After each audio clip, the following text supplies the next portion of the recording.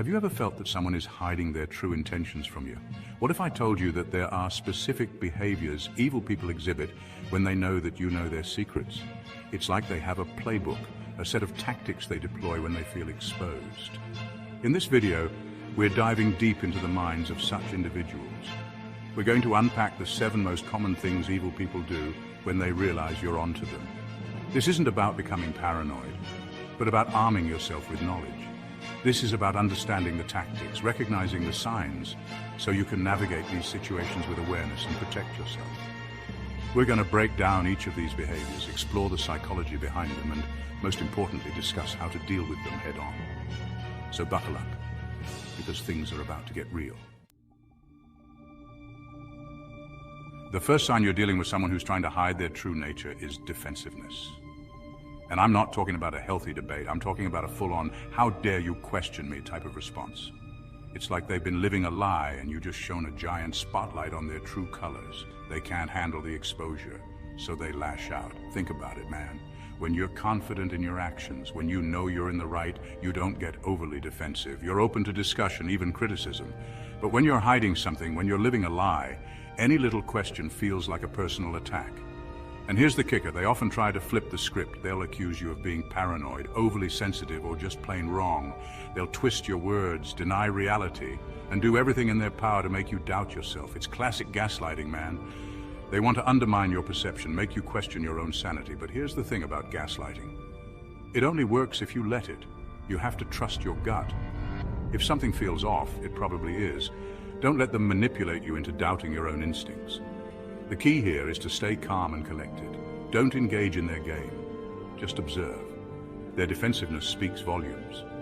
It's a clear indication that they have something to hide. So, you've seen through their facade and now they're freaking out. They know you're onto them and they need to regain control. One of the most effective ways to do that? Isolation. Think about it. When you're isolated, you're cut off from your support system. You're more vulnerable to manipulation, more likely to doubt yourself. It's a classic tactic used by abusers, cult leaders, and yes, evil people. They might start subtly planting seeds of doubt about your friends and family. They'll whisper little comments, trying to create a wedge between you and your loved ones. They don't really get you, they might say, or they're just holding you back. Or they might try to monopolize your time, making it difficult to maintain relationships with anyone else. They'll guilt you into spending all your time with them, making you feel like you're letting them down if you don't. The goal here is to make you dependent on them, to isolate you from anyone who might see through their facade. They want to be your only source of information, your only source of validation. If you start noticing someone trying to isolate you, that's a huge red flag. It's a sign that they're not who they pretend to be. Trust your instincts and don't let them control you. When evil people realize you're onto them, they often resort to desperate measures to protect their image and discredit you. One of their most potent weapons, rumors. Think about it. Rumors spread like wildfire. They can tarnish your reputation, damage your relationships, and make it incredibly difficult to defend yourself. And the worst part is, you often don't even know where they're coming from. They might start by spreading subtle lies about you, nothing too crazy at first. Maybe they'll twist your words, exaggerate your flaws, or make up stories about things you've supposedly done. They'll target your friends, your family, your colleagues, anyone who might listen. They'll play the victim, painting you as the bad guy, the one who's out to get them. They'll use your knowledge against you, claiming that you're the one spreading lies because you're jealous, vindictive, or just plain crazy. It's a devious tactic, and it can be incredibly effective. People love to gossip, and they often believe what they hear without questioning it. This is especially true if the rumor confirms their existing biases or if it's juicy enough to be entertaining. So, what can you do if you find yourself the target of malicious rumors? First, don't panic.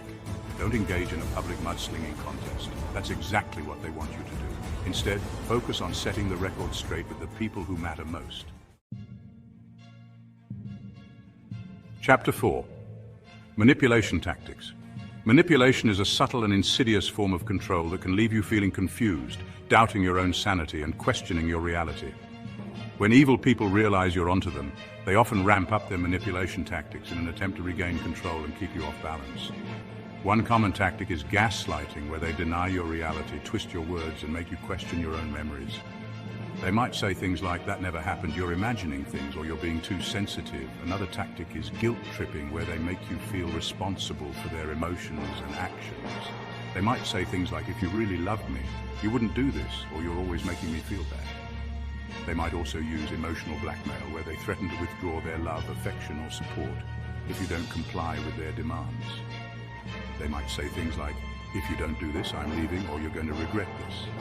These tactics are designed to make you doubt yourself, question your perceptions, and ultimately give in to their demands. They want you to feel like you're walking on eggshells, constantly afraid of saying or doing the wrong thing. Chapter 5. Excessive niceness. Now, this one might seem counterintuitive. You'd think someone who knows you're onto them would try to distance themselves, right? But sometimes they do the exact opposite. They become overly nice, overly accommodating, almost sickeningly sweet. It's like they're trying to overcompensate for their bad behavior, hoping to win back your trust with a tidal wave of fake niceness. They'll shower you with compliments, go out of their way to do favors for you, and act like your best friend. But here's the thing, it's all an act. They're not being nice out of the goodness of their hearts. They're being strategic. They're trying to disarm you, to lull you into a false sense of security. They want you to think, "Oh, maybe I was wrong about them. They're actually really nice." And once you let your guard down, that's when they strike. So if you notice someone suddenly becoming excessively nice, especially after a period of conflict or tension, don't fall for it. It's a classic manipulation tactic. Chapter 6. Intimidation. When all else fails, when their mask starts to slip and their true colors begin to show, some evil people resort to more direct methods of control intimidation. They figure if they can't manipulate you into silence, they'll scare you into submission. This intimidation can take many forms. It might be subtle, like a cold stare or a dismissive tone, or it might be more overt, like threats, yelling, or even physical violence. They might try to intimidate you by reminding you of their power or influence. They might drop hints about connections they have, resources they can access, or damage they can inflict. They might try to isolate you from your support system, making you feel alone and vulnerable. They might spread rumors about you, damage your reputation, or even threaten your livelihood. The goal is to make you afraid, to make you question your own judgment, and ultimately to silence you. They want you to be too scared to speak out, too intimidated to challenge them. Chapter 7. Playing the victim. This is one of the oldest tricks in the book, and it's incredibly effective. When evil people realize you're onto them, they often try to flip the script and paint themselves as the victim. They'll twist the narrative, making it seem like you're the one who's wronged them. They'll exaggerate their own suffering, downplay their actions, and try to garner sympathy from others. They'll use your knowledge against you, claiming that you're the one who's being manipulative, controlling, or even abusive. They'll say things like, "You're always trying to make me look bad," or "You're just trying to start drama." They might even go so far as to invent stories about how you've hurt them, either physically or emotionally. They'll play the role of the wounded party, the one who's been unfairly targeted, the one who needs protection. And here's the kicker. People often believe the victim, especially if they're charismatic or good at manipulating emotions. Outro: stay vigilant. So there you have it, the 7 things evil people do when they know that you know. Remember, recognizing these behaviors is the first step to protecting yourself. Stay vigilant and trust your instincts. Don't let them manipulate you, intimidate you, or silence you. Remember, you're not alone in this. Evil thrives in darkness, so shine a light on it. Talk to trusted friends, family members, or therapists. Share your experiences, seek support, and remember that your voice matters. If you found this video helpful, don't forget to like, share, and subscribe for more insightful content on Stoicism and personal growth. And remember, stay vigilant, stay strong, and always trust your gut.